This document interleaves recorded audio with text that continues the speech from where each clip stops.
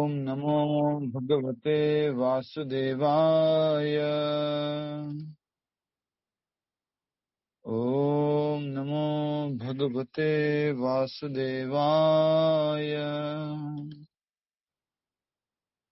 ॐ नमो भगवते वासुदेवाय। मुखं करोति वाचालं पङ्गुं लङ्घयते गिरिं यत्कृपातमहं वन्दे श्रीगुरुदीनतारिणं परमानन्दमाधवं श्रीचैतन्यमीश्वरम्।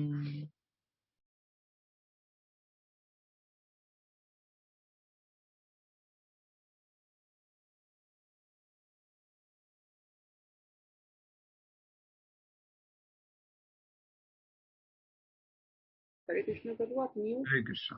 हरे कृष्णा प्रभु जी। हरे कृष्ण। हरे कृष्णा प्रभु जी। ऑन कर सकते। श्रीमद् भगवद गीता यथारूप अध्याय 10 और आज हम अंतिम श्लोकों को करने की कोशिश करेंगे और भगवद गीता की 10वां अध्याय आज पूरा हो जाएगा। आज हम कर रहे हैं श्लोक संख्या 41 एंड 42, श्लोक संख्या 41 और 42। ठीक है। कल हमने जो पढ़ा था बहुत ही सुंदर बात बताई थी भगवान ने, आज उसी से आगे बढ़ने जा रहे हैं। कल की बात क्या थी आप में से कोई बता सकता है? छोटा सा हिंट, छोटी सी, बस एक शब्द बोलना है। मैंने मेरे प्रश्न में पूछ लिया कि क्या बोला था। यस, जल्दी बताइए। कल क्या था, भगवान ने क्या बोला था? अपनी विभूतियों के सैंपल को बताते हैं। शब्दों, विभूतियों के सैंपल को दिखाते हैं। सैंपल को दिखाते हैं। वेरी नाइस, हरी बोल। तो भगवान ने अपना तुद्देश्यतः भगवान ने क्या प्रस्तुत किया? उदाहरण स्वरूप प्रस्तुत किया। कितनी विभूतियां भगवान की? अनंत विभूतियां हैं। देखिए, आप सभी अच्छे डिवोटी हैं, समझदार हैं। अगर आपको वास्तव में सीखना है भगवत गीता ना, तो आपको खुद को भी पढ़ना होगा। ऐसा नहीं है कि पूरी तरह से जब क्लास होती है तो उसी के ऊपर निर्भर है। अभी जैसे ये वाला सिंपल सा प्रश्न पूछा तो मैं आपको याद होना चाहिए कि कल क्या चर्चा हुई थी। हाँ, कल चर्चा हुई थी कि भगवान की अनंत विभूतियां हैं, उसमें से भगवान ने कुछ उद्देश्य के रूप में उदाहरण के रूप में बताई है, कुछ ही बताई है। तो इस तरह से थोड़ा याद होना चाहिए। आज क्या बताया जाएगा वो आपको याद होना चाहिए। फिर उसको जब कल पूछा जाए तो आपको मालूम है कि हाँ, आज ये बताया था, भगवान ने आज ये बोला था। ठीक है, श्लोक में से पूछा है और कहीं और से नहीं पूछा है। श्लोक संख्या 41, माता जी दोहरान कीजिए। आप में से पूनम शर्मा माता जी दोहराइए। पूनम शर्मा माता जी दोहराइए। प्रभु जी, मैंने बुक्स नहीं लिए हैं। क्यों? प्रमाण कर रही थी प्रभु जी। अच्छा, क्लास में जो स्टूडेंट होते हैं, जो बहुत इंटेलिजेंट होते हैं, जिनको बुक्स की जरूरत नहीं पड़ती, उनमें से एक आप? नहीं प्रभु जी। उर्मिला माता जी दोहरान कीजिए। यत विभूति मत्सत्वम, यत विभूतिम मत्सर्वसत्वम, श्रीमत् ऊर्जितम एव वा, श्रीमत् ऊर्जितम एव वा, तत्तत् एव अवगच्छ, तत्तत् एव अवगच्छ, त्वं मम तेजः अंश संभवः। त्वं मम तेजः अंश संभवम्। अब श्लोक में से दोहराइए। यद्यद् विभूति मत्सत्वम, यद्विभूति मत्सत्वम, श्रीमदूर्जितमेव वा, श्रीमद्दुर्जितमेव वा, तत्तदेवावगच्छत्वं, तत्तदेवावगच्छत्वम्, मम तेजोंस संभवम्, मम तेजोंश संभवम्, मम तेजोंश संभवम्। मम तेजोंश संभवम्। शब्दार्थ दोहराइए। यत यत जो जो, यत यत जो जो, विभूति ऐश्वर्य, विभूति ऐश्वर्य, मत युक्त, मत युक्त, सत्वम अस्तित्व, सत्वम अस्तित्व, श्रीमत सुंदर, श्रीमत सुंदर, ऊर्जितम तेजस्वी, ऊर्जितम तेजस्वी, एव निश्चय ही, एवं निश्चय ही, वा अथवा, तत्तत् वे वे, तत्तत् वे वे, एव निश्चय ही, एवं निश्चय ही अवगच्छ जानो, अवगच्छ जानो, त्वम तुम, तुम मम मेरे, मम मेरे, तेजः तेज का, तेज तेज का, अंश भाग अंश से, अंश भाग अंश से, संभवन उत्पन्न। संभवन उत्पन्न। अनुवाद तथा तात्पर्य श्रील प्रभुपाद जी द्वारा। श्रील प्रभुपाद की जय। अनुवाद। अब जैसे श्रील प्रभुपाद जी की जय बोल रहे हैं ना, आज का जो सीरियल का जो सीन था वो याद आ रहा है। सुमति मोरार जी जो है बैठी हुई है, प्रभुपाद जी जो है उनसे परमिशन ले रहे हैं, आप हमें एक छोटी सी जगह नहीं दे सकते आपके इतने बड़े जहाज में? तो बोल रही आप मेरे पिता समान हैं, आप इतने उम्र वाले हैं, 70 साल की उम्र में हैं, मैं आपको ऐसे नहीं जाने दूंगी, वहां कैसे लोग हैं आप नहीं जानते हैं। प्रभुपाद जी बोलते फिर कोई बात नहीं, फिर उठ करके खड़े हो जाते हैं, फिर जो है एक बार और बोलते हैं कि आपने पिता की बात नहीं मानोगी।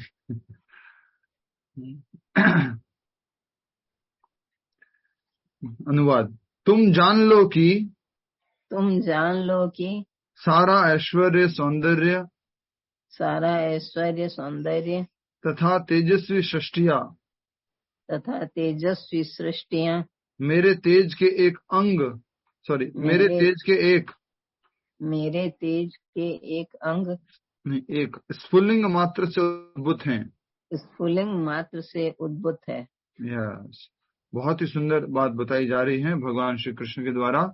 और जो हमने चतुश्लोक की भगवद गीता पढ़ी थी, अहम सर्वस्य प्रभवो, मेरे से ही सब कुछ उत्पन्न होता है, छोटा बड़ा, भौतिक संसार, आध्यात्मिक संसार, सब कुछ। अब यहाँ बताया जा रहा है यत यत विभूति मत सत्वम, अभी तक मैंने जो भी तुम्हें विभूतियां बताई है, हाँ, यत यत जो विभूति, ऐश्वर्य, ऐश्वर्य मतलब कि मैं इन व्यक्तियों में मैं ये हूँ, इन पहाड़ों में मैं ये हूँ, इन वस्तुओं में मैं ये हूँ। ये जो भगवान ने अपने ऐश्वर्य बताए हैं, ये जो मुझे रिप्रेजेंट कर रहा है, तो भगवान कह रहे हैं कि सारा ऐश्वर्य, सौंदर्य और तेजस्वी सृष्टियां मेरे तेज के एक स्फुल्लिंग मात्र से उद्भूत हैं। मम तेजो अंश संभव। सभी लोग बोलिए, मम तेजो अंश संभव। अब आपको याद होना चाहिए, जब कल पूछेंगे कि कल के श्लोक में क्या बताया था, तो आप बोलेंगे मम तेजो अंश संभव। मतलब क्या? जितना भी सृष्टि उत्पन्न हो रही है, जितना भी सौंदर्य है, जितना भी ये भौतिक दुनिया में वस्तुएं हैं, वो सब भगवान से उत्पन्न हुई है। पर कहां से उत्पन्न हुई है?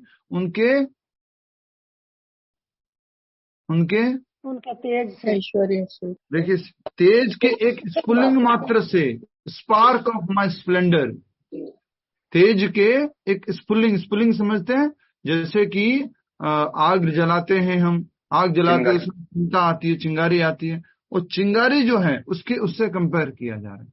तो भगवान का तेज कितना होगा सोचिए, उस तेज के एक स्फुल्लिंग मात्र से ये सारी सृष्टियां हो रही हैं। जितने भी भगवान ने ऐश्वर्य वगैरह बताए हैं उस प्रकार से आए हैं।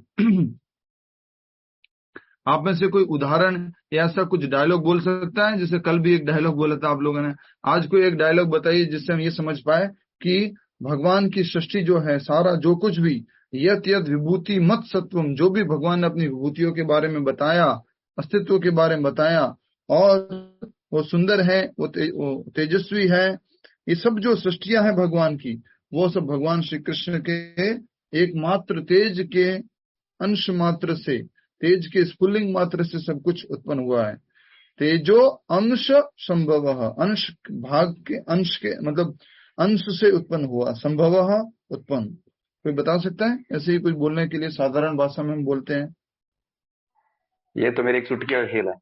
क्या बात है, हरि बोल, वेरी नाइस वेरी नाइस, बहुत अच्छा। अभी अभी हमें यही ध्यान में आया था और आपने भी यही बोला कि ये जो तुम कह रहे हो ना, ये जो तुमने किया है, ये तो मेरी बाएं हाथ का काम है या मेरी चुटकी का काम है बस।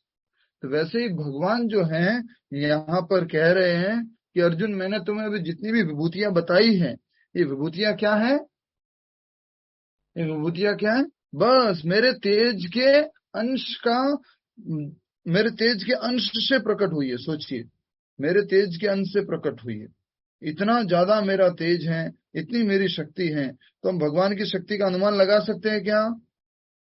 भगवान ने खुद ने बोला है। क्या बोला था हमारे सुशांत जी? पिछले श्लोक में भगवान ने क्या बोला था अपनी शक्तियों के बारे में, अपनी विभूतियों के बारे में? They are just the sample of his splendor. कितनी है वो, उसके बारे में क्या बोला था? अनगिनत, अनगिनत है। जैसे कल बोला था कि विभूते विस्तरह मया, इसका विस्तरण विषाद वर्णन करना मुश्किल है। क्यों? क्योंकि विभूति नाम दिव्या नाम, मेरी विभूति नाम तो अस्ति, इसका कोई अंत नहीं है। कल का पहला श्लोक मतलब कल के श्लोक की पहली लाइन, नान्तो अस्ति, इसका कोई अंत नहीं, इतनी विभूतियां हैं मेरी, ऐसा करके भगवान ने समझाया था। तो क्या भगवान को हम समझ सकते हैं? ये भी भगवान ने बोल दिया था कि 10वें अध्याय के दूसरे श्लोक में, न मे विदुः सुरगणा, कोई मुझे नहीं जान सकता है। और उसी प्रकार से अर्जुन ने भी बोला कि भगवान आपको कोई नहीं जान सकता है। आपको तो कौन जान सकता है बताओ? अर्जुन ने क्या बोला था? आपको कौन जान सकता है? भगवान। यस, आपको तो स्वयं आप ही जान सकते हो। स्वयं एव आत्मानम वित्थ त्वं पुरुषोत्तम, श्लोक संख्या 14 में अर्जुन ने बोला कि आपको न तो देवता जान सकते हैं, न दानव जान सकते हैं, लेकिन आपको कौन जान सकता है? स्वयं एव आत्मानम वित्थ त्वं पुरुषोत्तम भूत भावना भूतेश देव देव जगतपते। याद है? भूत भावना देवेश भूतेश देव देव जगतपते, हमने पढ़ा था। याद आ रहा है तो थोड़ा कल पढ़ा था, याद आ रहा है? 5 श्लोक इसी अध्याय का। ऐसा लग रहा कोई कह ही नहीं रहा, सब ऐसे क्यों कर रहे हो? प्लीज थोड़ा तो इतना डिमोटिवेट मत कीजिए। सारी मुझे भक्ति आप इसी क्लास में सिखा देंगे। I offer these sloks every day. पूजा के टाइम हम ये ऑफर कर सकते हैं जो अर्जुन ने बोले थे, मतलब ये प्रेयर होगी अर्जुन की प्रेयर जैसे। तो उस प्रकार से हम भी ये प्रेयर जो है, सुशांत कह रहे कि हम भी ये प्रे करते हैं, तो आप भी ये प्रे कर सकते हैं कि भगवान आपको कोई नहीं जान सकता। मैं खुद ही आपको जो जान पाया हूं, वो भी कैसे जान पाया हूं? आपने जब बताया। तो ये कहाँ लिखा है? ये बोला है, मैं आपने मुझसे जो कुछ कहा उसे मैं पूर्णतया सत्य मानता हूं। ठीक है, हरे कृष्णा। एक बार आया, समझ में नहीं आया हाँ तो बोल दो, बस कोई बात नहीं, चलेगा। कुछ तो कर दो, मुझे सप्लीमेंट्री पास कर दो। बोले पास है तो चलो ठीक है। ठीक है, तो आज के श्लोक में क्या बोला है लक्ष्मी माता जी बताएंगे। भगवान ने क्या बोला आज के श्लोक में? कल मैं पूछूंगा कि कल के श्लोक में भगवान ने क्या बोला था, आपको मालूम होना चाहिए। भगवान ने बोला था कि मेरे तेज का अंश है ये सारी सृष्टि, जितना भी ऐश्वर्य सुंदरता जो सब कुछ देख रहे हैं। यस माता जी, क्या बोला? आवाज नहीं आ रही आपकी। आपने ईयरफोन कनेक्ट कर रखा है शायद, इसलिए। मम तेजो अंश संभव, ये सब कुछ मेरे तेज के अंश से उद्भूत हुआ है। क्लियर है आप सबको? एक बार इशारा कीजिए, मेरे तेज के अंश से उद्भूत हुआ है, प्रकट हुआ है। समझ आ गया? मेरे तेज के अंश से प्रकट हुआ है। जैसे कि एक बीज से इतना बड़ा पेड़ बनता है, उसी प्रकार भगवान के उस तेज से, तेज के उस अंश से इतनी बड़ी सृष्टि है। और आज एक बहुत ही सुंदर क्लैरिफिकेशन हम सब लोगों को मिल रहा है। जैसे कि यहां पर देख रहे हैं एक शब्द उपयोग हुआ है, श्रीमत। श्रीमत ऊर्जित एव वा। श्रीमत, श्रीमत शब्द का अर्थ क्या बताया यहाँ पर? सुंदर। बहुत सुंदर, श्रीमत। तो इस बात को समझिए, यहाँ पर श्रीमत जैसे हम बोलते हैं श्रीमद् भगवत गीता, तो भगवत गीता का पूरा अर्थ क्या होता है? भगवान श्री कृष्ण का बहुत ही सुंदर गाना। श्रीमद् का अर्थ क्या है? बहुत सुंदर गाना। श्रीमत बहुत सुंदर। क्लियर होना चाहिए आप सब लोगों को। भगवत गीता का एग्जाम में आएगा ये प्रश्न, सिंपल प्रश्न। क्या प्रश्न? अभी से बता देता हूं। जब भी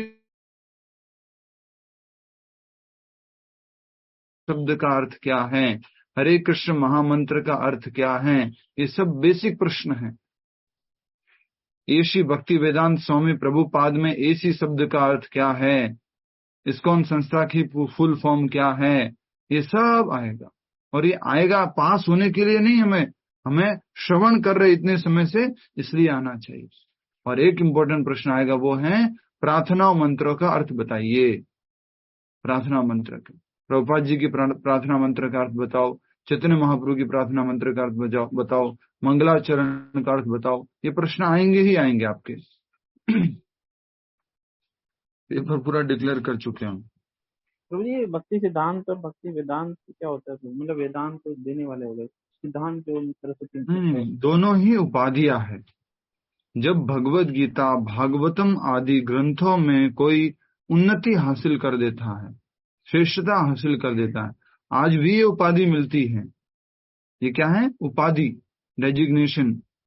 डेजिग्नेशन तो नहीं बोलेंगे, उपाधि। जैसे कि हम पढ़ते हैं ना, हम इंजीनियरिंग करते हैं, बीटेक मिल गया, उसके बाद में मास्टर्स करते हैं, डिग्री। तो ये डिग्री टाइप है। तो जैसे शुरुआत कहाँ से होती है? भक्ति में डिग्रियों की, भक्तियों में डिग्री शुरू होती है, लिख लीजिए। पहला होता है भक्ति शास्त्री, दूसरा होता है भक्ति वैभव,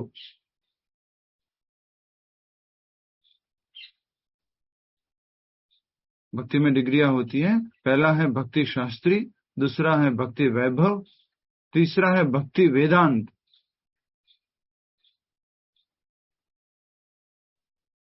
और उसके आगे आई थिंक, मुझे जहां तक याद आ रहा है, भक्ति सिद्धांत। ये सारी डिग्री है भक्ति में। जैसे हमने जैसे तैसे करके एक डिग्री पास कर ली है, भक्ति शास्त्री की डिग्री हमने पास कर ली जैसे तैसे करके। भक्ति वैभव में चल रहा था, डेली क्लास में जा नहीं रहे थे, तो डेली क्लास में नहीं आ रहे हो तो फिर भक्ति वैभव नहीं कर सकते। मैंने कोई बात नहीं, हम तो भक्ति शास्त्री से खुश हैं। वैसे बहुत सारे प्रभु जी हैं जिन्होंने भक्ति, इसमें भक्ति शास्त्री में क्या होता है, भगवत गीता और उपदेशामृत, ये दो किताब होती है, इनके ऊपर आपको अच्छे से पढ़ाई करनी होती है, और एक दो किताबें और होती है सब सहयोग में। और भक्ति वैभव में श्रीमद् भागवतम का पहला स्कंद, भगवत गीता और ये सारी पुस्तकें होती हैं। ये प्रभुपाद जी ने सिस्टम बनाया था। किसी को दीक्षा लेनी है तो ये एग्जाम पास करने होंगे। प्रभुपाद जी दीक्षा ऐसे नहीं देते थे, क्वालिफाइड लोगों को दीक्षा देते थे, जो भक्ति करेंगे उनको दीक्षा देते थे। तो जो परम सौभाग्यशाली होती है उनको आज भी प्रभुपाद जी से दीक्षा मिलती है। ठीक है, नेक्स्ट। अब हम आ जाते हैं तात्पर्य की तरफ। छोटा सा तात्पर्य है। तात्पर्य श्रील प्रभुपाद जी द्वारा। श्रील प्रभुपाद की जय। सोचो 70 साल की उम्र में प्रभुपाद जी बाहर गए थे। मतलब वो विजुलाइज करते हैं, वो वीडियो देखते तो थोड़ा सा ऐसा होता है, नहीं तो बोलने के लिए तो बोल देते कि 70 साल की उम्र में प्रभुपाद जी बाहर गए थे। 70 साल का व्यक्ति होता कैसा है, कमजोरी कितनियां होती है, उनका शरीर कैसा हो जाता है, और पूरा सोचिए उस उम्र में प्रभुपाद जी भारत से बाहर गए थे। अभी हम लोग इसी उम्र में कभी कफ न कभी कुछ न कुछ होता रहता है।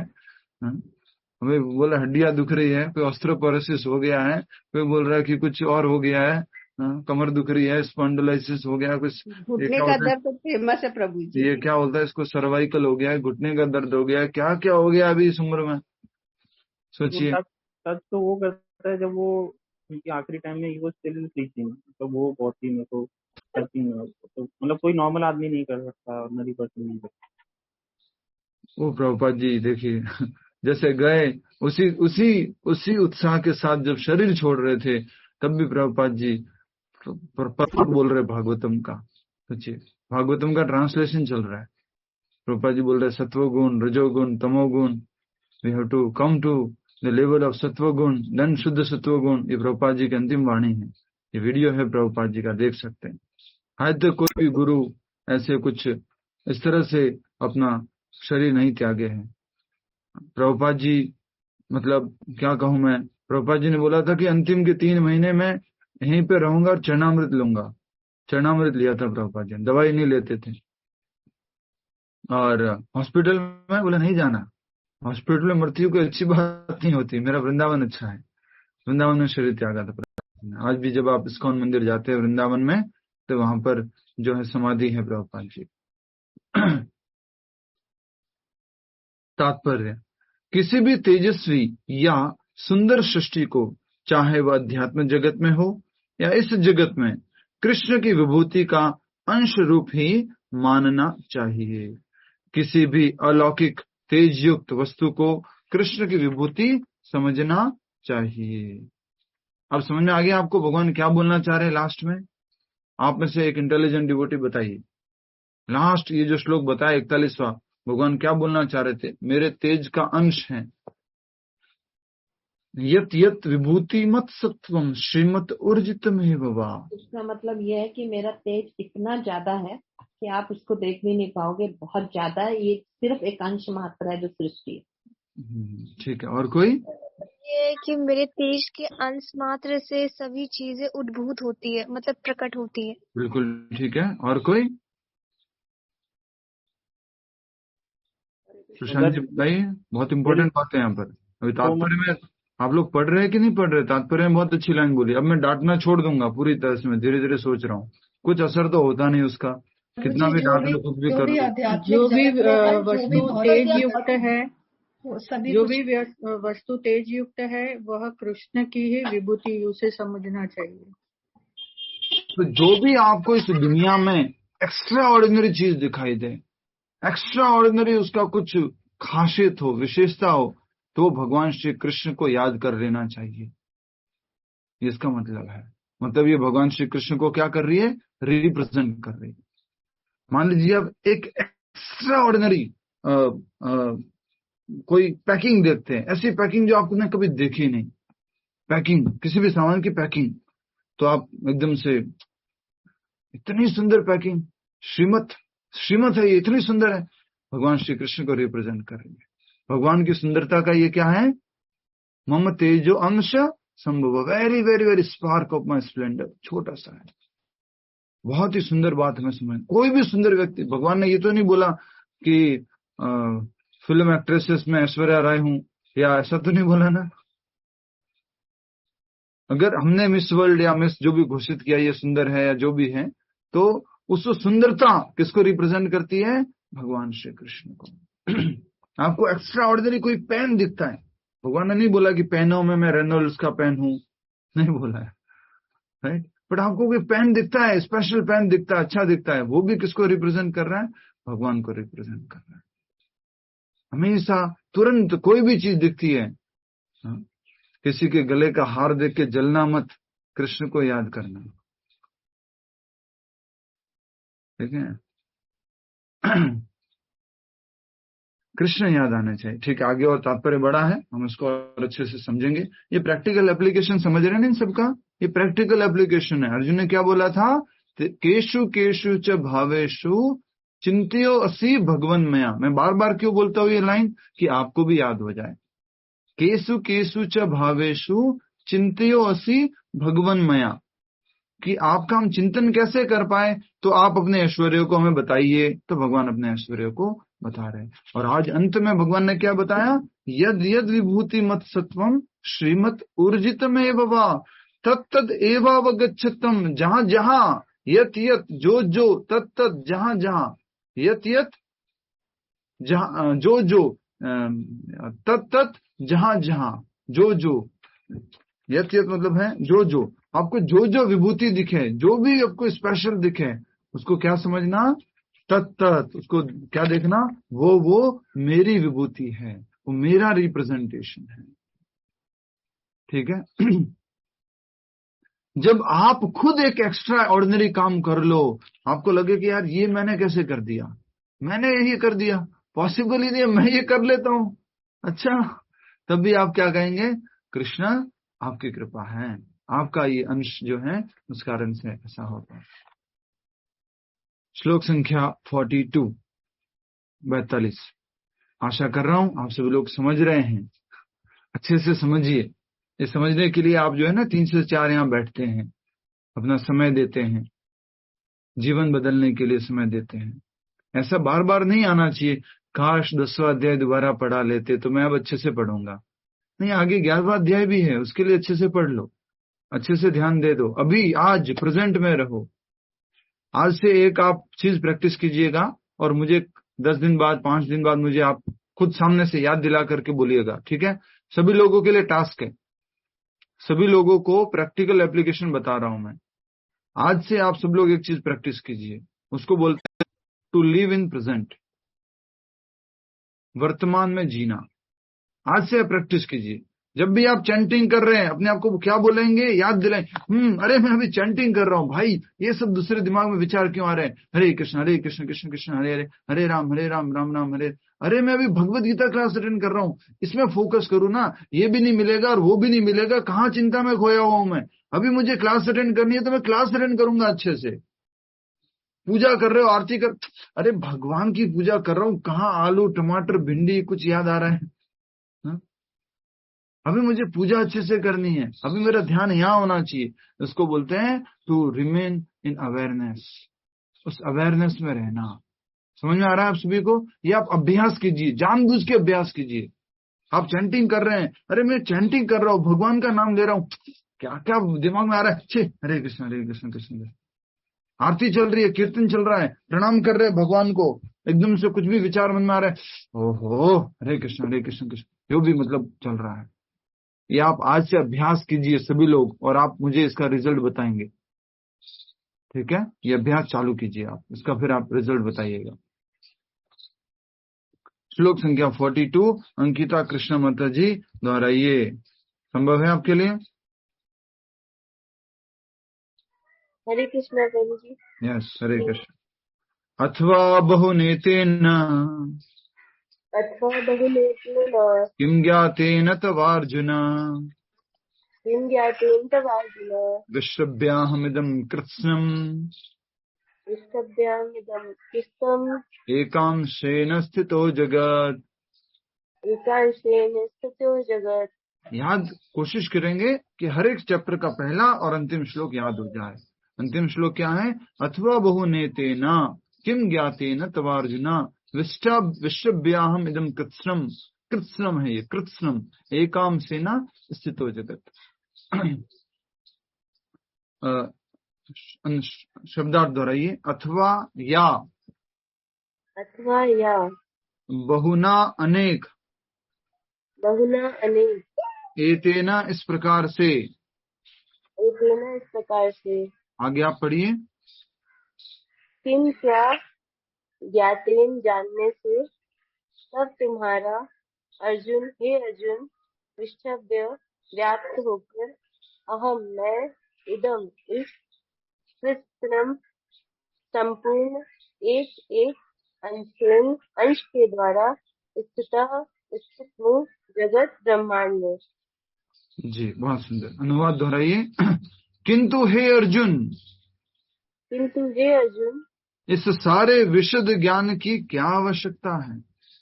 इस सारे विशद ज्ञान की क्या आवश्यकता है? मैं तो अपने एक अंश मात्र से संपूर्ण ब्रह्मांड में व्याप्त होकर इसको धारण करता हूँ। म्यूट कर लीजिए। क्या श्लोक है ये, एक बार बोल दो, क्या श्लोक है ये? बहुत सुंदर श्लोक है ये। हाँ? भगवान अब कह रहे हैं कि अर्जुन तुम ये डिटेल में क्यों पूछ रहे हो, इतना ज्यादा डिटेल में क्यों चाहिए? अथवा बहुनेतेन किम ज्ञातेन तव अर्जुन, इससे क्या फायदा होगा ये सब जानने से? विष्टभ्याहम, मेरे से सब कुछ, विष्टभ्याहम, विष्टभ्याहम का अर्थ है व्याप्त होकर, प्रकट होकर, अहम मेरे से, कृष्णम संपूर्ण एक एक अंशेन अंश के द्वारा स्थित हूँ जगत ब्रह्मांड में। मैं तो मेरे विस्तार से, मेरे अंश से इस पूरे ब्रह्मांड में व्याप्त हूँ। तुम डिटेल जान के क्या करोगे कि आप कैसे कैसे व्याप्त हो? तो अर्जुन ने किसके लिए पूछा था ये प्रश्न? फिर से याद करो कि आपको मैं याद रख पाऊं, इसलिए अपनी स्वयं की दिव्य विभूतियों को बताइए। हम सबके लिए, हम साधारण लोगों के लिए। हाँ, हम सबके लिए। तो अर्जुन ने ये प्रश्न किसके लिए पूछा? हम सबके लिए। अब यहाँ पर भगवान एक बहुत सुंदर बात बता रहे हैं। सुशांत बताइए, क्या बात बता रहे हैं भगवान? that वो अपने अंश मात्र से ही पूरे ब्रह्मांड में व्याप्त है। अंश मात्र से पूरे ब्रह्मांड में व्याप्त है। तो क्या कहना चाह रहे हैं भगवान? ये क्यों कह रहे हैं कि किंतु इस सारे विशुद्ध ज्ञान की क्या आवश्यकता है? बताइए। प्रभु मैं बताऊं? हाँ जी। कि बस तुम मान लो कि मैं हूँ, बस इतना ही बहुत है कि तुम मानो कि मैं हूँ, मैं ही तुम्हारा भगवान हूँ। मुझे तो यही समझ में मुझे वो कहना चाह रहे हैं मैं कण कण में व्याप्त हूँ। कण कण में व्याप्त हूँ। तुम एक बार ये विश्वास कर लो, ये हर जगह और हर। बस ठीक है, म्यूट कर लीजिए। अब हम तात्पर्य से समझते हैं कि क्या बताना चाह रहे भगवान। तो भगवान ने क्या बोला? अनुवाद फिर से समझिए। किंतु हे अर्जुन, मैंने तुम्हें इसे बता दिया, किंतु इस सारे विशुद्ध, विशुद्ध मतलब, विशुद्ध का मतलब क्या है? छाया खुट माता जी, विशुद्ध छाया खुट माता जी, विशुद्ध छाया खुट माता जी बताएंगे और कोई नहीं बताएगा। विशुद्ध मतलब विस्तार से, ऐसा क्या बात है, वेरी नाइस। विशुद्ध मतलब विस्तार से। आप में से किसी को कुछ समझ में नहीं आ रहा है तो पूछने का अधिकार है, पूछिए, जानिए, समझिए। आपके लिए क्लास हो रही है, प्रेजेंट में रहिए, लिव इन प्रेजेंट। आज अभी मैं क्या कर रहा हूँ? मैं क्लास अटेंड कर रहा हूँ, मुझे इस क्लास में ध्यान देना है, मुझे भगवत गीता को समझना है। एटलीस्ट एक दो शब्द तो आज के याद कर लो, एक दो शब्द तो लेके जाऊं, टेक होम, घर पे लेके जाऊं, मतलब पूरा दिन भर उनके ऊपर विचार कर सकूं। भगवान के अंश मात्र से सारा सृष्टि उत्पन्न होती है। हो ठीक है, ये बताया। फिर भगवान ने बोला था, अर्जुन इतना डिटेल ज्ञान की क्या आवश्यकता है कि मैं पेड़ों में ये हूँ और हिमालयों में मैं, पर्वतों में मैं ये हूँ और मछलियों में मैं ये हूँ और तारों में ये हूँ। इतना डिटेल ज्ञान की आवश्यकता है? मैं तो सब जगह हूँ भाई। मैं तो सब जगह हूँ। ये पूरा ब्रह्मांड मेरे अंश से बना है, तो मैं सब जगह व्याप्त हूँ ना। यही बोल रहे भगवान। किंतु हे अर्जुन, इस सारे विशुद्ध ज्ञान की क्या आवश्यकता है?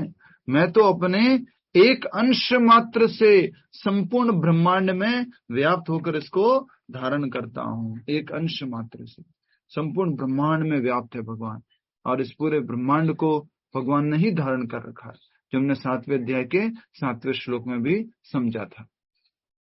ठीक है, कृपया करके अब मेरे साथ में आप तात्पर्य को समझिए। तात्पर्य श्रील प्रभुपाद जी द्वारा। श्रील प्रभुपाद की जय।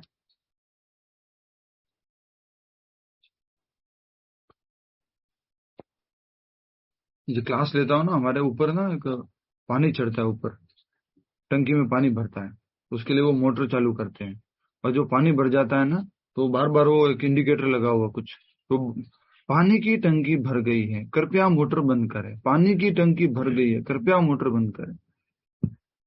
हमारे भी काश को ऐसा इंडिकेटर होता, पाप का भड़ा भर गया, अब तो बंद कर ले भाई।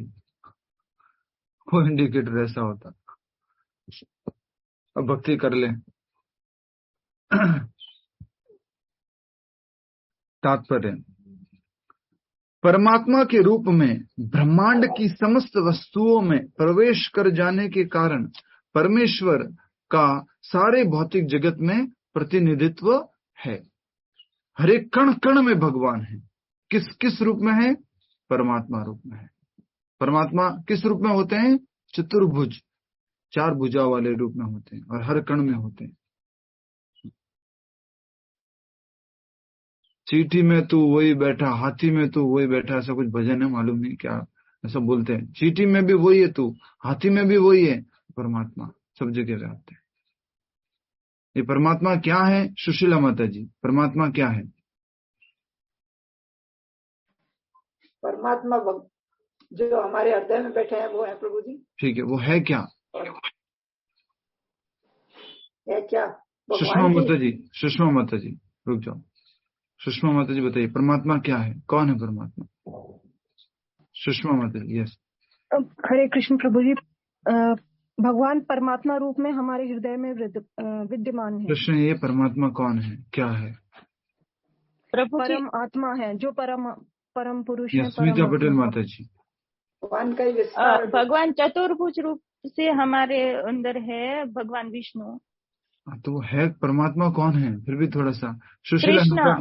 कृष्ण, परमात्मा स्वयं भगवान श्री कृष्ण ही है, लेकिन वो भगवान कृष्ण का विस्तार है। स्वयं भगवान द्विभुज ओरिजिनल भगवान यहाँ नहीं बैठे हैं। यहाँ कौन है? भगवान का विस्तार, साकार रूप जो भगवान श्री कृष्ण है, द्विभुज मुरलीधर श्याम सुंदर रूप, उनका विस्तार है परमात्मा, जो चतुर्भुज रूप में हमारे हृदय में बैठे हुए। वो क्या रूप में है? विष्णु रूप में है, क्षीरोदक्षा विष्णु के रूप में है। ठीक है, ओके। तो परमात्मा के रूप में ब्रह्मांड की समस्त वस्तुओं में प्रवेश कर जाने के कारण परमेश्वर सारे भौतिक जगत में परमेश्वर का सारे भौतिक जगत में प्रतिनिधित्व है।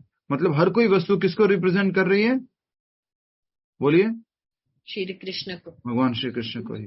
भगवान यहाँ पर अर्जुन को बताने के लिए बताते हैं कि यह जानने की कोई सार्थकता नहीं है कि सारी वस्तुएं किस प्रकार अपने पृथक पृथक ऐश्वर्य तथा उत्कर्ष में स्थित है। अलग से डिटेल में बताने की आवश्यकता नहीं है कि मैं फलों में मैंगो हूँ, सब्जियों में मैं करेला हूँ, सॉरी। तो ऐसा कुछ भगवान कह रहे हैं, अलग से बताने की आवश्यकता नहीं है। हर एक सब्जी मुझे रिप्रेजेंट करती है। हर एक सब्जी के अंदर अपनी क्या है? विशेष क्वालिटी है। हर एक पत्थर, हर एक पहाड़, हर एक चीज में अपनी विशेष गुण है। वो जो है मुझे रिप्रेजेंट करता है, मेरा प्रतिनिधित्व करता है। उसे इतना ही जान लेना चाहिए कि सारी वस्तुओं का अस्तित्व इसलिए है क्योंकि कृष्ण उनमें परमात्मा रूप में प्रविष्ट होते हैं। आज सारी वस्तुएं क्यों एग्जिस्ट करती है? क्योंकि भगवान श्री कृष्ण उन सब में हैं। किस रूप में? परमात्मा रूप में। भगवान है तभी वो सारी वस्तुएं हैं, भगवान नहीं है तो वो सारी वस्तुएं नहीं है। आज हम भी फंक्शन कर पा रहे हैं, हम भी कोई कार्य कर पा रहे हैं, हम आत्मा इस शरीर के माध्यम से कुछ कार्य कर पा रहे हैं, वो भी किस कारण से हैं? वृंदा माता जी। जी प्रभु जी, क्योंकि वो हमारे अंदर है, हमारे पास साथ है, इसलिए हम कर पाते हैं। एग्जाम्पल कौन सा देता हूं मैं, याद कीजिए। आत्मा डायरेक्टली शरीर से कोई काम नहीं करवा सकती है, तो क्या एग्जाम्पल देता हूं मैं? चुंबक का प्रभु जी। मुझे मोबाइल का कवर। हाँ, थोड़ा थोड़ा ठीक है। और कोई? हम आत्मा डायरेक्टली शरीर से कुछ काम नहीं करवा सकते, क्योंकि आत्मा आध्यात्मिक है और शरीर क्या है? भौतिक है। बुद्धि। प्रभु जी, मोबाइल हार्डवेयर और सॉफ्टवेयर के बिना काम नहीं कर रहा। नहीं, अपनी मर्जी से मत दो ना प्लीज। देखिए, फिर से बताता हूं।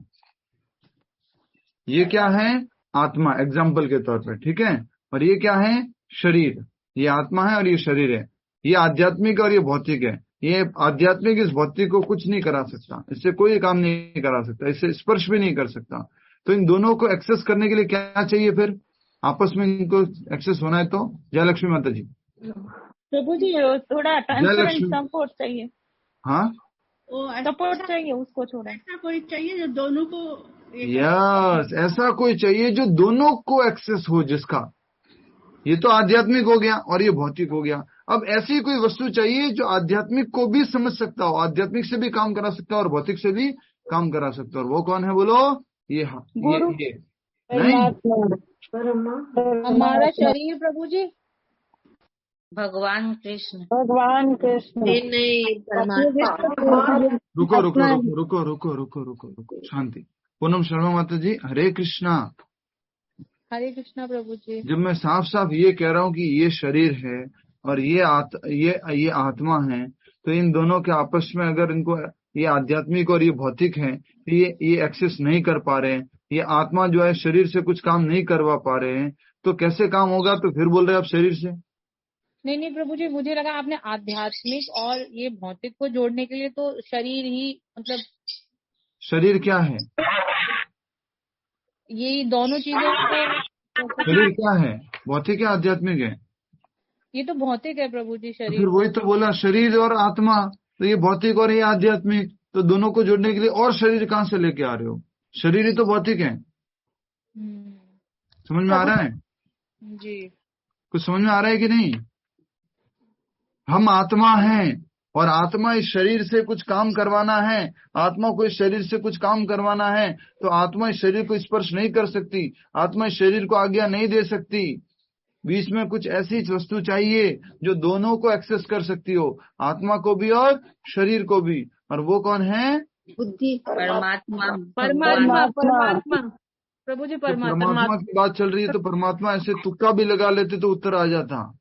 परमात्मा की बात चल रही है तो ऐसे ही बोल देते परमात्मा तो भी उत्तर सही हो जाता। बुद्धि थोड़ी ना, बुद्धि भौतिक है, मन भौतिक है, सब कुछ भौतिक है। परमात्मा, दोनों के बीच में क्या चाहिए? परमात्मा। तो हम जब इच्छा करते हैं, हम मतलब कौन? बोलो शकुंतला माता जी, हम जब इच्छा करते हैं हम मतलब कौन? भौतिक भौतिक शरीर नहीं, हम मतलब कौन? आत्मा तो फिर सिंपल इतना सा। अब फिर कहते हैं कि डांटो मत, ये मत करो, ऐसे मत करो। हम मतलब आत्मा। आत्मा जब इच्छा करती है कि मुझे इस शरीर का हाथ उठाना है, तो ये आत्मा के इच्छा करने पर ये शरीर का हाथ उठता नहीं है। बीच में कौन चाहिए? परमात्मा। परमात्मा परमात्मा इसको इस सारी, ये परमात्मा फैसिलिटी डिपार्टमेंट है। आत्मा ने इच्छा की, परमात्मा ने इसको फैसिलिटेट किया। किसके थ्रू? प्रकृति के द्वारा। समझ में आ रहा है आपको? इच्छा कौन करता है? आत्मा। पूरा कौन करता है? प्रकृति। किसके द्वारा? परमात्मा की आज्ञा पर। किस आज्ञा करने के पीछे परमात्मा किस आधार पर आज्ञा करते हैं? कर्मों के आधार पर। यस, ये लाइन में 3 बार लिखवाया हूं आपकी कॉपी में। आत्मा इच्छा करती है, प्रकृति उस कार्य को पूरा करती है। उस कार्य को पूरा करने की आज्ञा परमात्मा उस आत्मा के कर्मों के अनुसार प्रकृति को देते हैं। कुछ समझ में आया? क्लियर है ना? ठीक है, सुशांत जी को क्लियर है? क्लियर है, ठीक है। आत्मा इच्छा करती है, ये शरीर के साथ में ये आत्मा डायरेक्टली काम नहीं कर सकती। अब मान लीजिए एक उदाहरण देता हूं, और उदाहरण समझ लीजिए। वैसे तो अभी मुझे पूरा करना था ये कार्यक्रम। ये मान लीजिए मेटल है। क्या है? मेटल। ये मेटल जो है इस शरीर के साथ कुछ कर नहीं पा रहा है, कुछ कर नहीं पा रहा है। अब इन दोनों में ऐसा क्या हो सकता है कि ये शरीर से और इस मेटल से दोनों आपस में संपर्क हो जाए? क्या कर सकते हैं ऐसा? मेटल है ये, चुंबक प्रभु जी। शरीर में चुंबक लगता है क्या? नहीं, मेटल में बोला। तो शरीर से संपर्क कराना है ना, शरीर और इस पेन का। उसका भेदन करो, चीड़ फाड़। प्रणाम, आपको भी प्रणाम माते। और कोई? प्रभु जी लिखना पड़ेगा पेन ओपन करके। और कोई? मेटल है, मेटल, पहले ही बोल रहा हूं मेटल है ये। ऐसी कोई कॉमन चीज बताओ जो इसमें भी लगती है और इसमें भी लगती है। प्रभु जी करंट। या सुनिधि माता जी ने बिल्कुल सही उत्तर दिया, करंट। करंट जो है इस मेटल को भी लगता है, और ये जब मेटल इसके शरीर के जब स्पर्श होगा तो शरीर को भी लगेगा। इस पेन को, इस मेटल को इस शरीर से कुछ काम करवाना है, कुछ स्पर्श होना है, संपर्क करना है, तो क्या चाहिए? करंट चाहिए। कुछ समझ में आया आप सभी को? इतना सर फोड़ रहा हूं मैं, माथा फोड़ रहा हूं, कुछ फर्क पड़ रहा है कि नहीं आप लोगों के? कितनी बार बता चुका हूं ये उदाहरण में कि ये जो है, ये है आत्मा, ये क्या है? शरीर। ये आत्मा इस शरीर से कुछ काम नहीं करा सकती है, कुछ भी नहीं करा सकती है आत्मा, कोई मतलब नहीं है। ये आध्यात्मिक और ये भौतिक है। आत्मा आध्यात्मिक है, शरीर भौतिक है। आध्यात्मिक शरीर से कुछ काम नहीं करा सकती है। पर कैसे काम हो सकता है? जब इसमें ऐसी कोई चीज आ जाएगी जो दोनों को एक्सेस करती है, और वो क्या है? बोलो क्या है वो? परमात्मा। जब परमात्मा है तो आत्मा की आज्ञा को लेकर के परमात्मा प्रकृति को देते हैं, और प्रकृति किसको? शरीर के माध्यम से काम करवाती है। शरीर भी प्रकृति ही है। ठीक है? हरे कृष्णा। क्या प्रकृति और क्या आत्मा और क्या परमात्मा और क्या करंट और क्या क्या बोलते हैं मालूम नहीं। सीधा साधा भगवद गीता पढ़ाना चाहिए। और I am not the doer. जी, हम करता नहीं है, अच्छी बात है। हम इच्छा करने वाले हैं, इसलिए हमें कर्म भुगतना पड़ता है। जल्दी से पूरा कर रहे हैं। एक बार फिर से डायलॉग अपने आप से बोलिए। क्या डायलॉग बोलना है सुशांत जी अपने आप से अभी तुरंत? मैं करता नहीं। Stay in present. Be in present. मैं अभी भगवत गीता क्लास में हूँ। ये रोज बोलता हूँ प्रभु जी, बट हाँ, अभी भी मतलब बोलना है बार बार, जब भाग जाता है मन तो बोलना है, उसको याद दिलाना है। बहुत अच्छी टेक्निक है, बहुत अच्छी टेक्निक है, क्योंकि हम लोग ना कंसंट्रेशन चला गया, हमारा खत्म हो चुका है, तो उसको दोबारा से लाने के लिए ऐसा करना चाहिए। कई बार भी आप प्रणाम करते हो ना भगवान को, मान लीजिए भगवान को दंडवत प्रणाम कर रहे हो और आंखें बंद कर ली, वो प्रणाम में मंत्र तो बोल रहे हो नमः विष्णुपादाय कृष्ण पृष्ठाय भूतले, मन कहीं और भाग जाता है। भगवान आपको प्रणाम कर रहा हूँ, प्रभुपाद जी आपको प्रणाम कर रहा हूँ, याद कुछ और आ रहा है। तो कोशिश कीजिए उस टाइम आंखें खोल के प्रणाम करो, आंखें बंद ना करो और प्रेजेंट में रहो। यस, अभी मैं कहाँ पर हूँ? अच्छा, अभी मैं डीएलएफ फेज 3 में अपने आश्रम में हूँ। आंखें बंद करते ही कहीं और चले जाते हैं। लेकिन प्रभु जी ये तो अपनी बात हुई ना, अगर कोई आकर आपको उस समय डिस्टर्ब करते तो? कब? कौन सी बात? जैसे अभी हम भगवत गीता क्लास में बैठे हैं, हम अपना ध्यान लगा रहे हैं, हम अपने आप को रिमाइंड कर सकते हैं, लेकिन उस समय अचानक कोई आकर हमको डिस्टर्ब कर दे तो कैसे हैंडल करना? थप्पड़ मार देना जोर से। प्रभु जी बताइए, इसका भी हल बताइए, ये तो अक्सर हो रहा है, ये सॉरी अक्सर। माता जी, कहने का अर्थ ही है, अब आपको मालूम है ना माता जी, ऐसे प्रश्न तो मत पूछो प्लीज। उसको भी गीता पढ़ने के लिए बिठा दो प्रभु जी। आप भी ना कुछ भी मतलब ऐसे ऐसे प्रश्न पूछते हो, आप खुद ही टीचर हो, इंग्लिश पढ़ाते हो। प्रभु जी बस अभी बस बस बस बस बस बस तात्पर्य पूरा नहीं हो पाएगा। नेक्स्ट। मेरे 1 मिनट, मेरे अभी दिवाली मिलने के लिए कुछ मेहमान आए थे तो उठ के जाना पड़ा, वो भी तो भगवान का रूप है, तो यही समझ के हमने चाय पिलाई, मैं दोबारा वापस क्लास में आ गई हूँ। वो भी हमारा धर्म बनता है, उसको करना ही है। गलत तरीका है, गलत तरीका है। तो फिर हमारे शास्त्रों ने ये क्यों कहा कि अतिथि देवो भव?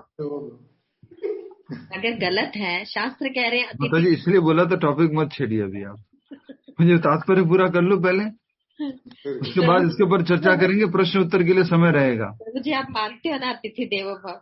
यस, आप हमारे घर में आइए, आप देव हैं, बहुत बड़े देव हैं, आप महादेव हैं, पधारिए। हरे कृष्ण। भगवान यहाँ पर अर्जुन को बताते हैं कि यह जानने की कोई सार्थकता नहीं है कि सारी वस्तुएं किस प्रकार अपने पृथक पृथक ऐश्वर्य या उत्कर्ष में स्थित हैं। उसे इतना ही जान लेना चाहिए कि सारी वस्तुओं का अस्तित्व इसलिए है क्योंकि कृष्ण उनमें परमात्मा रूप में प्रविष्ट है। हर एक निर्जीव जीव में भी परमात्मा है, हमेशा याद रखिएगा। हर एक निर्जीव में भी परमात्मा है, इसमें भी परमात्मा है, हर एक कण कण में परमात्मा है। इसलिए हमें बहुत क्या होना चाहिए? कृतज्ञ होना चाहिए। क्या होना चाहिए? कृतज्ञ।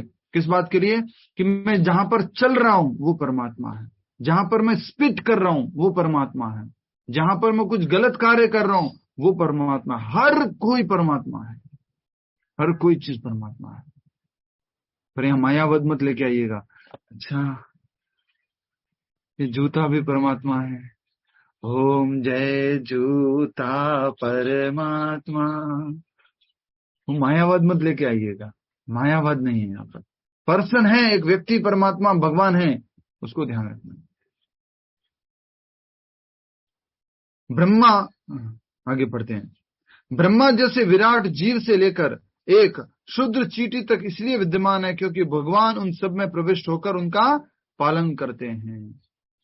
ब्रह्मा जी से लेकर के एक छोटी तक, इंद्रगोप, छोटी सी चींटी, छोटा सा जीव, ब्रह्मा से लेकर वो इंद्रगोप तक कौन है? हर का पालन पोषण भगवान श्री कृष्ण करते हैं। एक ऐसी धार्मिक संस्था, मिशन भी है जो निरंतर यह प्रचार करती है। प्रभुपाद जी नाम नहीं ले रहे, ठीक है, आप भी नाम मत लेना, किसी को समझ में आ जाए तो कान में बोल देना। एक ऐसी धार्मिक संस्था, मिशन भी है जो यह निरंतर प्रचार करती है कि किसी भी देवता की पूजा करने से भगवान या परम लक्ष्य की प्राप्ति होगी। किसी भी देवता की पूजा कर लो, कौन मिलेंगे? भगवान मिलेंगे। एक संस्था है ऐसी। किंतु यहाँ पर देवताओं की पूजा को पूर्णतया निरुत्साहित किया गया है क्योंकि ब्रह्मा या शिव जैसे महानतम देवता भी परमेश्वर की विभूति का अंश मात्र है। समझ में आवी गयो कि ना आवियो? सुदेश राय माता जी इतना घोर क्या पढ़ रहे हैं? परमात्मा के विभूति का अंश मात्र है। कौन? ब्रह्मा जी भी, शिव जी भी भगवान का अंश मात्र है। सबको क्लियर है? तो देवी देवताओं की जो लोग कहते हैं ना, किसी भी देवी देवता की पूजा कर लो भगवान मिल जाएंगे, एक सेम डेस्टिनेशन मिलेगी। स्वयं भगवान ने पिछले श्लोकों में बोल दिया था, यान्ति देवव्रता देवान पितृन यान्ति पृथ्वीवतः भूतानि यान्ति भूतेज्य मध्या जिनो यान्ति मामपि। जो देवताओं की पूजा करेगा वो देवताओं के लोग जाएगा, जो भूत प्रेतों की पूजा करेगा वो भूत प्रेतों के लोग जाएगा, और जो मेरी पूजा करे वो मेरे लोग आएगा। भूत प्रेतों की पूजा करने वाला मेरे लोग क्यों आएगा? कृष्ण ऐसे कह रहे हैं, समझ आ रहा है? देवी देवताओं की पूजा करने वाला मेरे लोग क्यों आएगा? तो ऐसे ही यहाँ पर भगवान कहना चाह रहे हैं कि सब कोई भगवान के अंश हैं। वे समस्त उत्पन्न जीवों के उद्गम हैं और उनसे बढ़कर कोई भी नहीं है। क्या मात्र जीवों के उद्गम है भगवान? क्या मात्र जीवों के उद्गम है? जल्दी बोलो। नहीं, सभी वस्तुओं के भी उद्गम है, पदार्थों की भी उद्गम है। वे असमो ऊर्ध्व है, जिसका अर्थ है कि न तो उनसे कोई श्रेष्ठ है न ही उनके तुल्य है। आपके क्विज में प्रश्न आएगा, असमो ऊर्ध्व का अर्थ क्या है? असमो ऊर्ध्व, असमा न तो उनके कोई तुल्य है और ऊर्ध्व न ही उनसे कोई ऊपर है। असमो ऊर्ध्व, असमो ऊर्ध्व, न तो कोई उनके तुल्य है न ही उनसे कोई परे है। ठीक है, आगे बढ़ते हैं। वे असमो ऊर्ध्व हैं, जिसका अर्थ है कि न तो कोई उनसे श्रेष्ठ है न उनके तुल्य। पद्म पुराण में कहा गया है, जो लोग भगवान कृष्ण को देवताओं की कोटि में, चाहे वे ब्रह्मा या शिव की कोटि में क्यों न हो, मानते हैं, वे पाखंडी है।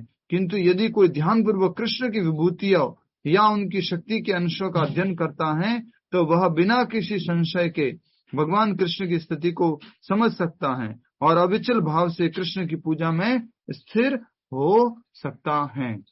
यस, ओम प्रकाश जी बताइए, पाखंडी किसे बोला गया है? अभी अभी हमने पढ़ा है, पाखंडी किसे बोला है? तो जो भगवान को नहीं मानते।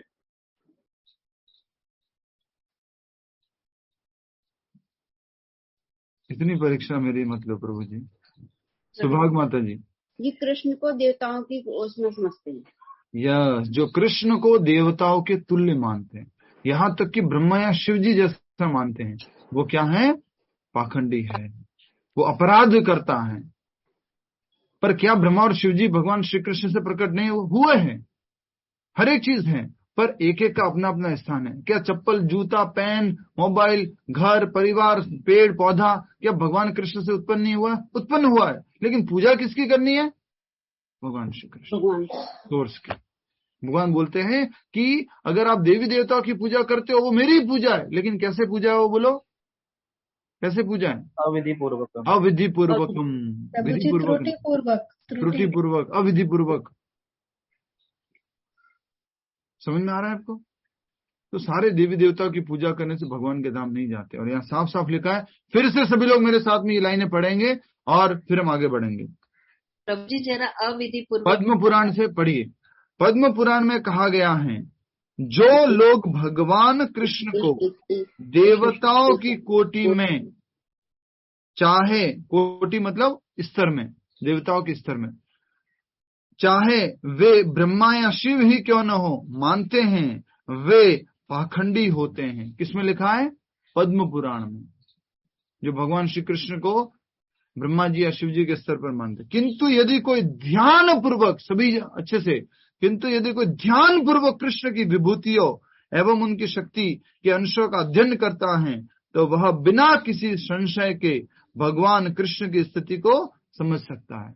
जब भगवान श्री कृष्ण की विभूतियों को, भगवान श्री कृष्ण के ऐश्वर्यों को कोई समझेगा ध्यान पूर्वक, तो वो समझ जाएगा कि भगवान श्री कृष्ण की स्थिति इन सबसे परे है। भगवान श्री कृष्ण परम भगवान है और अविचल भाव से कृष्ण की पूजा में स्थिर हो सकता है। तो वापस से याद कीजिए, इस अध्याय की शुरुआत में मैंने एक बात बताई थी। ये अध्याय में विभूतियां क्यों पढ़ रहे हैं? भावना साहू जी बताइए। ताकि हम कृष्ण को और अच्छे से समझ सके और जो हमारी डिवोशन है वो और अच्छे से बढ़ेगी उनके लिए। बिल्कुल सही उत्तर है, और उत्तर जो यहाँ पे लिखा हुआ वही उत्तर है अभी जो हमने पढ़ा। अविचल भाव से कृष्ण की पूजा में स्थिर हो जाए, फिर डगमगाए नहीं, कृष्ण परम भगवान है या देवता है या कुछ है नहीं, विभूति जान ली है अब तो आपने। भगवान करे विभूतियां एकांम से न स्थितो जगत, this is spark of my Splendor, ये सब जान लिया, उसके बाद भी हम अगर विचलित हो रहे हैं तो ये हमारी गलती। इतना सब जानने के बाद क्या करना है? भगवान की प्रेमा भक्ति में फिक्स हो जाना है, स्थिर हो जाना है। याद आ रहा है एग्जाम्पल? क्या आपके सामने किसी के घर से क्लास ली थी मैंने, ये आपके सामने वड़ा पाव बड़ा है, एकदम बढ़िया, बिना लहसुन प्याज का है, ऊपर मिर्ची भी है, अंदर थोड़ा पनीर भी है, और भगवान को भोग लगाया हुआ है। उसके बाद आप क्या करेंगे? ठीक है वड़ा पाव नहीं, खा लो उसको। उसी प्रकार भगवान श्री कृष्ण को जानने के बाद, उनकी विभूतियों को जानने के बाद क्या करना है? उनकी भक्ति में स्थिर हो जाना है। अब डगमग डगमग नहीं, बहुत घूम लिए डगमग डगमग। मंडे को सोमवार शिव जी का, मंगलवार हनुमान जी का, बुधवार गणेश जी का, गुरुवार विष्णु जी का, शुक्रवार किसका होता है? संतोषी माता जी का। संतोषी माँ नहीं, संतोषी माँ और लक्ष्मी। संतोषी माता तो कोई माता भी नहीं होती है, नहीं माता लेके आ गए, इतना जल्दी नहीं छूटेगा बल्लू जी। हाँ, तो शुक्रवार को कोई और होता है, ठीक है। शनिवार शनिदेव का, रविवार किसका होता है? सूर्यदेव का।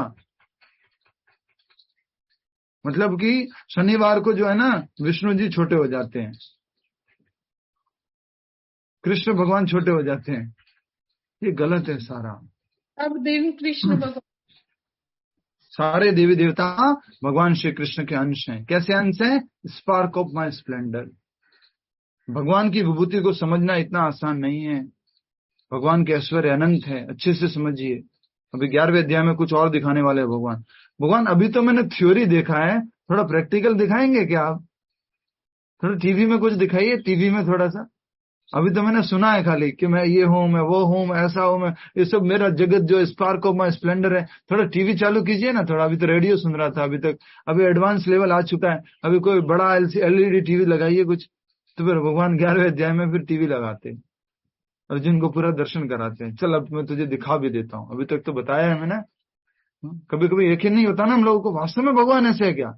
किसी कोई आदमी अगर अरे फेंक रहा है तो यार, मैं तेरी इतनी फैक्ट्रियां है और इतने लोग तेरे अंडर में काम कर रहे हैं, फेंक मत, चल दिखा अगर है तो फिर वो दिखाने के लिए लेके जाता है। वैसे भगवान अभी 11वें अध्याय में अभी बड़ा सा स्क्रीन लगाने वाला है, बहुत बड़ा स्क्रीन। उस स्क्रीन में एक जगह बैठ करके पूरा ब्रह्मांड का दर्शन कर पाएगा अर्जुन, एक जगह बैठ कर। वो विराट रूप है भगवान का। अर्जुन बोलेगा आगे, आप में से सब लोग बताइए, आपको बताना होगा अर्जुन ने कब भगवान श्री कृष्ण से बोला कि टीवी चालू करो। ठीक है, आपको बताना है। आप सबके साथ में क्लास करता हूं ना तो ये सब आता है मुझे। आज तक ये कभी मैंने नहीं बोला था, आज पहली बार बोला है। सब संगति में, एसोसिएशन में बोला था ना। भगवान ने क्या बोला है? सेकंड श्लोक क्या है उसका? चतुश्लोकी भगवद गीता का सेकंड श्लोक क्या है? सेकंड श्लोक चित्ता मदगत प्राणा बोधयंता परस्परम कथयंतश्च माम नित्यम। मेरी कथा कर करके क्या होता है उनको? तुष्यंति च रमंति च, बड़ी खुशी होती है, मुझे तो हो रही है कथा करके, और सेटिस्फेक्शन, बड़ा सेटिस्फेक्शन मिलता है।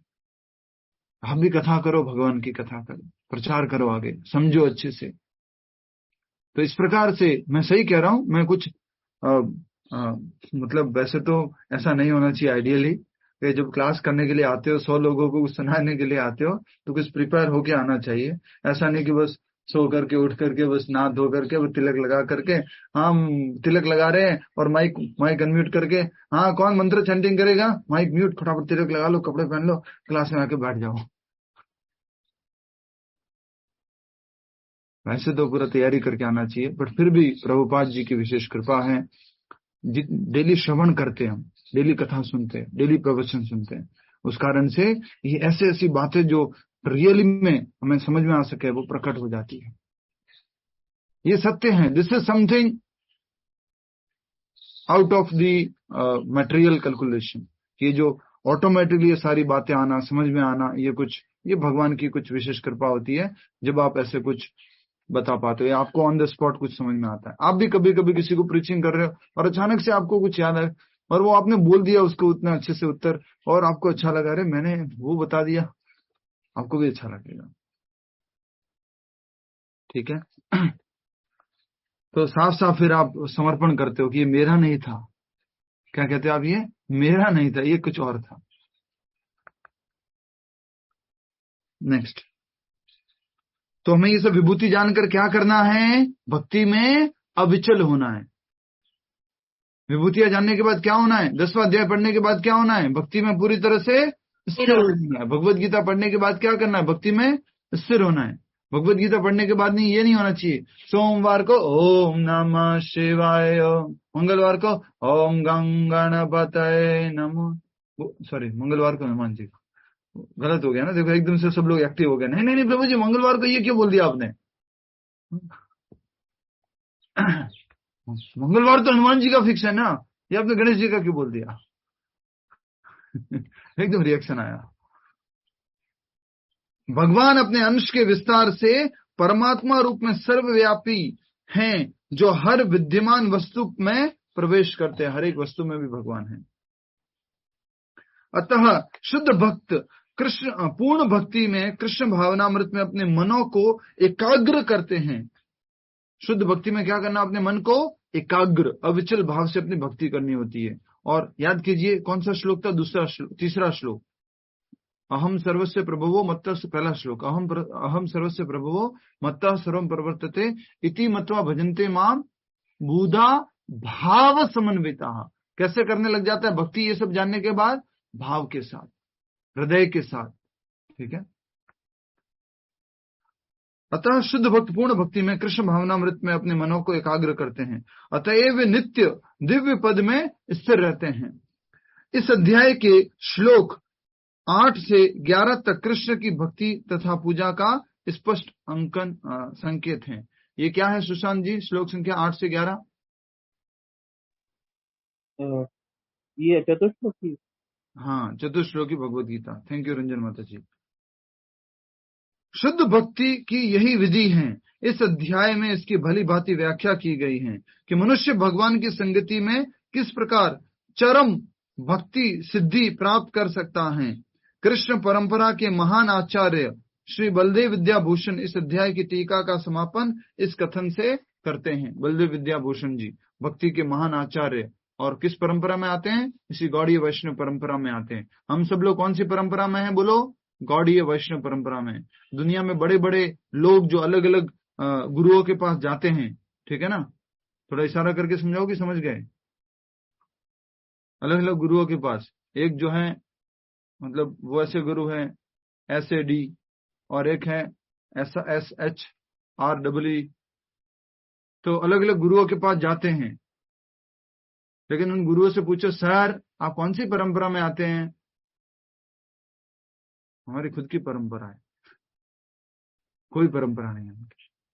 ठीक है। तो बलदेव विद्याभूषण जी क्या कह रहे हैं?